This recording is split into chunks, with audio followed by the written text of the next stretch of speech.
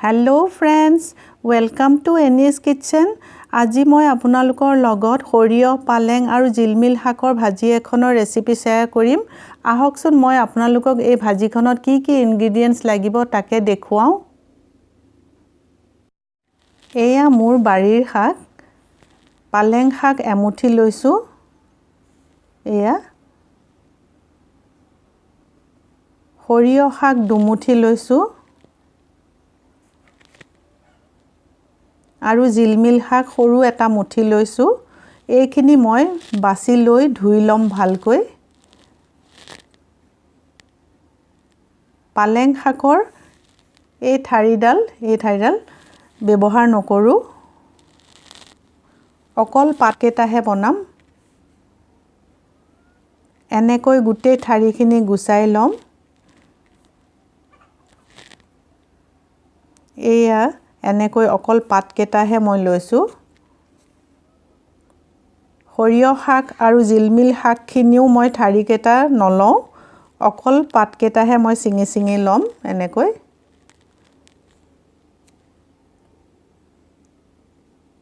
এয়া চাওক। সৰিয়হৰ শাক বনাবলৈ মই এয়া আমুল ঘি লৈছো 2 টেবুলস্পুন। আমুল বাটাৰ 2 টেবুলস্পুন লৈছো। মাকৈ আটা 2 টেবুলস্পুন। আদা 1 ইঞ্চি মই সৰুকৈ কাটি লৈছো। জলকীয়া 6টা মই সৰুকৈ কাটি লৈছো আৰু নিমখ সোৱাদ অনুসৰি যোগ কৰিম। এয়া মই শাকখিনি বাছি ভালকৈ 3-4 বাৰ মান ধুই ললো। এতিয়া মই এনেকৈ ৰাফলি কাটি লম। বেছি মিহিকে নাকাটিলেও হ'ব। কিয়নো এই শাকখিনি মই প্ৰথমতে অলপ পানীত সিজাই লম। এই ৰেচিপিটো পাঞ্জাবৰ ৰেচিপি। এই ৰেচিপিটো পাঞ্জাবত বৰ জনপ্ৰিয়। পাঞ্জাবত সৰসোं का साग বুলি কয়।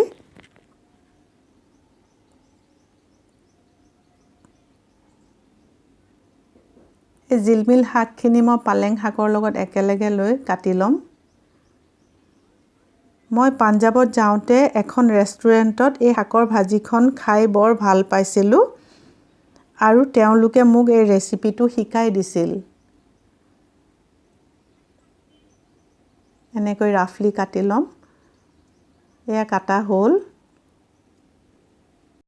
পিতলৰ চৰু এটাত শাকখিনি আধা লিটাৰ পানী আৰু কাটি লোৱা জলকীয়াৰ পৰা অলপ জলকীয়া শাকখিনিৰ লগত সিজাই লম।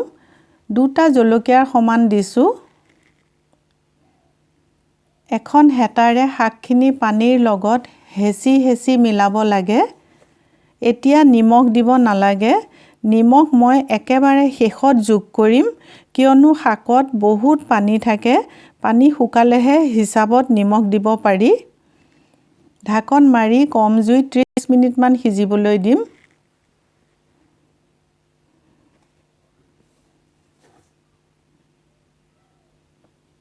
ঢাকন খুলি এনেকৈ মাজে মাজে লৰাই থাকিব লাগে।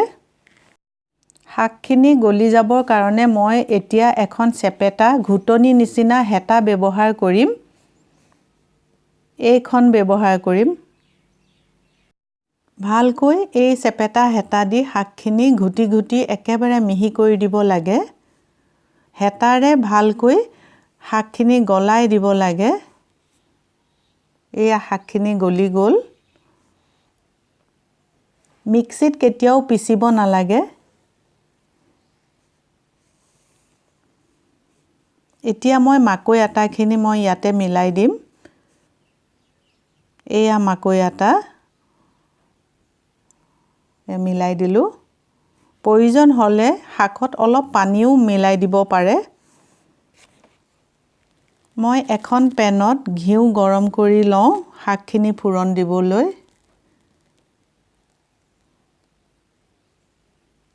এয়া শাকখিনি ভালকৈ মিলোৱা হ'ল। এতিয়া ফুৰণ দিম।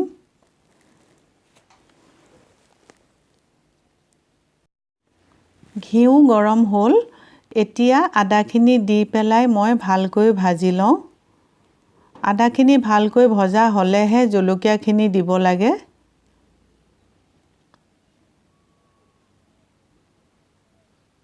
এয়া আদাখিনি ভজা ভজা হ'ল।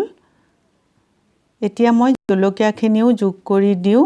জলকীয়াখিনিও ভালকৈ মই ভাজি লওঁ। এটা ডাঙৰ পিঁয়াজ সৰু সৰুকৈ কাটি লৈ আদা আৰু জলকীয়াৰ লগত ভাজি ল'ম। এয়া কটা পিঁয়াজখিনি। ইনগ্ৰিডিয়েণ্টছখিনি আপোনালোকক দেখুৱাওঁতে পিঁয়াজ কটাখিনি দেখুৱাব নহ'ল। পিঁয়াজখিনি ছাইডত থাকি গ'ল। পিঁয়াজখিনি ভালকৈ ভাজি ল'ব লাগে। গুলপীয়া হৈ যোৱালৈকে ভাজিব লাগিব।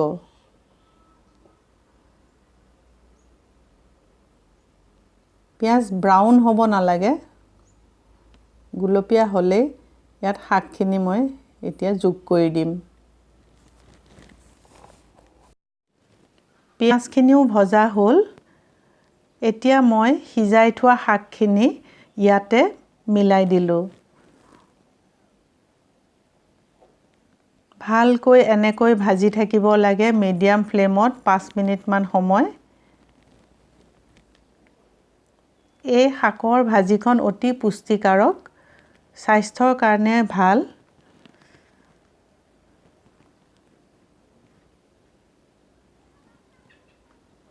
এতিয়া শাকৰ পানী সম্পূৰ্ণ শুকাই গৈছে, ভজা ভজাও হৈছে। এতিয়া মই নিমখ সোৱাদ অনুসৰি যোগ কৰি দিলোঁ। নিমখ দি অলপ ভালকৈ ভজাৰ পিছত শাকৰ ভাজিখন গৰমে গৰমে পৰিৱেশন কৰিব লাগে। এয়া ভজা হ'ল। এয়া হৈ গ'ল ভজা। এটা কাঁচৰ ডিছত সৰিয়হৰ ভাজিখন গৰমে গৰমে পৰিৱেশন কৰিছোঁ আৰু গৰম শাকৰ ওপৰত এনেকৈ বাটাৰ অলপ অলপ পৰিৱেশন কৰিছোঁ। বাটাৰখিনি ইয়াতে গলি যাব। মোৰ সৰিয়হ, পালেং আৰু জিলমিল শাকৰ ভাজি এয়া ৰেডি হ'ল। আপোনালোকে এই ভাজিখন বনাব আৰু কমেণ্ট কৰিবচোন কেনেকুৱা লাগিল। আৰু প্লিজ লাইক আৰু ছাবস্ক্ৰাইব কৰিব মোৰ চেনেলটো। আজিলৈ আহোঁ। Take care. বাই বাই।